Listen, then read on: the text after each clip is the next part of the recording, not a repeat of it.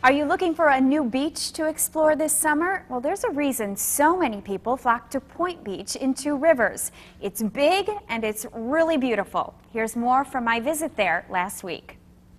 Good morning, everyone. It feels so good to have the breeze go through your hair, the sand on your feet, even the water comes splashing up on your toes. Ooh, Lake Michigan is a little chilly this morning.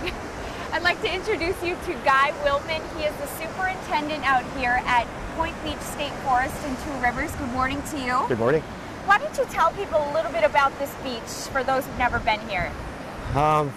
First of all, the size is amazing. It's 5.5 miles of Lake Michigan shoreline, sand dunes, associated sand dunes.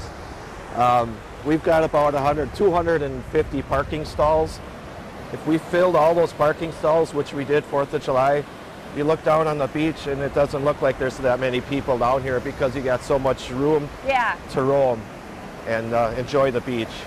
And obviously it's a little bit cooler here than Green Bay or Appleton, and we get a lot of visitors from that area that just come and spend the day to enjoy some natural air conditioning.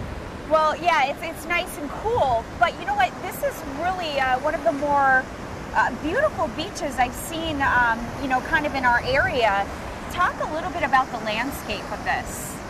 It's mostly sand. Right to the north, there's some rocky beach, but for about 5 miles of beach, it's all sand, all fine sand, and nice place to do some beach combing or just hang out on the beach. Yeah, it's just neat to see, you know, and like the different, you know, beach grasses coming up and all the different kind of rocks. It's just a beautiful landscape. Yeah, it's just a natural landscape, and the sand dunes are precious. We got a lot of rare plants. You'll see plants here that you don't see anywhere else, actually. Let's talk about the beach conditions. Obviously, those can vary from year to year. Sometimes beaches can smell fishy, or the water might not be so great. How is it here? This year's been fantastic. There are some years where you might have an alewife die-off, where you get the alewife washing up. None of that this year. Occasionally you get cladophora, the algae that grows naturally in the lake.